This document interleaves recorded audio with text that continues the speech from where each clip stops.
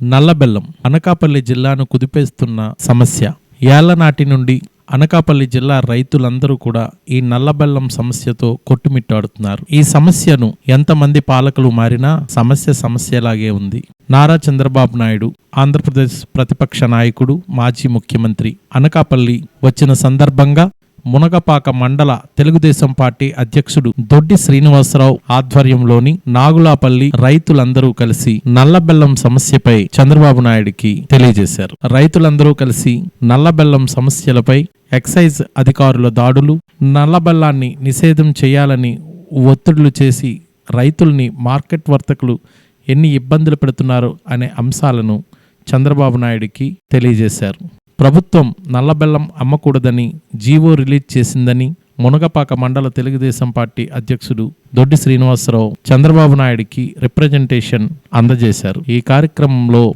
రైతులు మల్ల రమణ, ఆడారి నాగేశ్వరరావు, పొలమరశెట్టి నాగేశ్వరరావు, పొలమరశెట్టి నూకాలయ్య తదితరులు పాల్గొన్నారు.